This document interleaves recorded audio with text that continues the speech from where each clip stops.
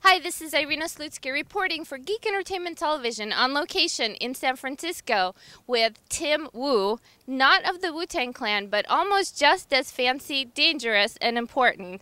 He's a professor at Columbia University at the law school, and also the chairman of the media reform group called Free Press. The Free Press. So we have a lot in common. We're trying to reform the media. That's right. And one more thing, ladies and gentlemen. You've all heard of this term, network neutrality. Let's tell them what it really means. Well, net neutrality is network design principle. That is to say, it's the state of the internet right now. Okay. Which is to say, it's open, you can have ridiculous TV shows, you can put up videos, you can do whatever you want. It's the opposite of a closed network, which is whatever the carriers want is on the network. Is that's the way it is right now? It means that you can throw whatever you want in the truck and it gets there, as opposed to you got to ask what you can put on the truck. How's that? Yeah. What are the impediments that may be happening or that are in the works right now that we're fighting against? Well, you know, there's like a historical thing going on here, which is most of the media for the last 150 years have been closed. That is, if you look at NBC or you look at the cable networks, they decide what goes on the network. Right. This isn't just anything goes. They absolutely decide. And so the threat comes from the fact that the broadcasters, cable, phone companies are just used to that business model, and they want to go back to a model where they decide what goes. You know, it's a difference between something where you need permission to talk and where you just talk. You think it's important to leave it that way, is that right? That's right. Yeah, I think it's, you know, there's a lot of euphemisms. There's sort of like next generation network or moving forward, but all of it stands for the idea that big media companies want to be in charge, again, of the internet. The internet is fundamentally not a commercial network. A lot of the things on the internet don't make any commercial sense. I've been writing about the history of cable right now, and I'll tell you, in the early 70s, there was a time when everyone thought cable was like the future. Really? Everyone thought cable was going to be the coolest thing ever.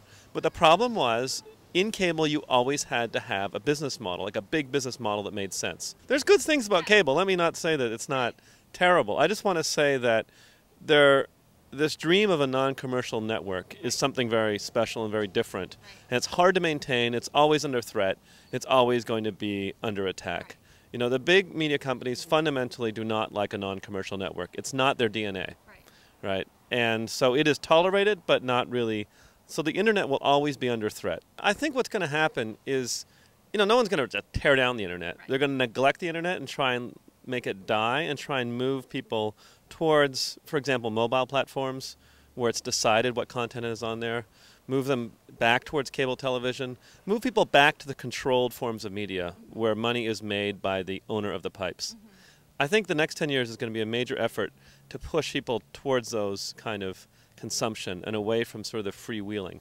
So it's not death by sort of destroying it, although at one point that I think we've averted that, and now it's more just kind of trying to let it die. Worst case scenario is 5 years from now, there is a major media crash, like the financial crash right now, and everybody goes down. New York Times doesn't have enough money to print anything. Not only New York Times, Comcast, everyone goes down. All the media companies fail, right? And the only companies left are like AT&T and Google, let's say, and they buy everything. And they're like, the old internet failed, we're moving to Web 5.0 or whatever, and the old internet and it's going to be a secure network, and it's going to be a next-generation network, and it's only going to carry approved content. And you have to pay for it? Oh, yeah, and it's like a flat rate. You know, you pay for it, say $1,000 a month.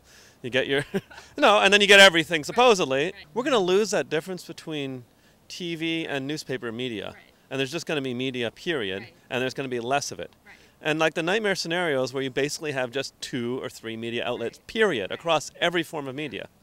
And where they control absolutely what is on the one network, which we used to call the internet, probably be called something else.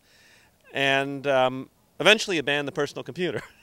I mean, serious, you can see a lot of reasons. Personal computers are not secure, they create a lot of problems. And, you know, so you eventually just go to this thing that the whole media world is like a package vacation. You know, you pay like $900 and you get like the stuff. I don't know if you've ever gone to, you know, Club Med or something.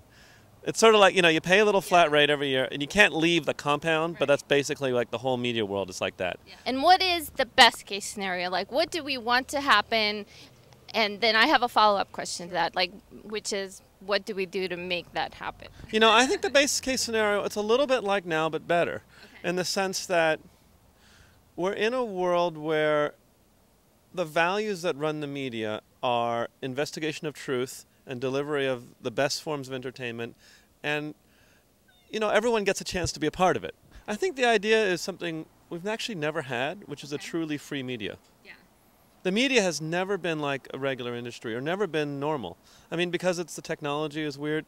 It's never been. In some ways, I'm talking about going back to a way things were hundreds of years ago, in a sense, where people, you know, listen to people in their community, except for it's the whole world or the whole country, and where, yeah, in some sense, you're free to be a viewer, and free to be a broadcaster in your own way.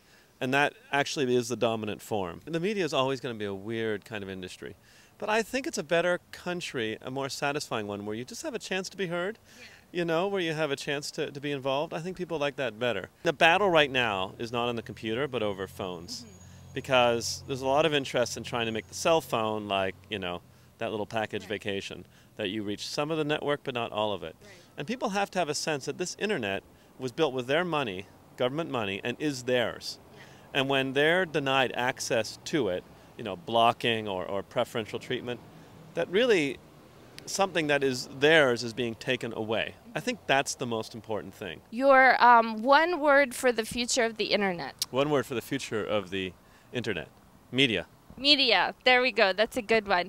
Thank you for joining us today, and we'll see you on the internet.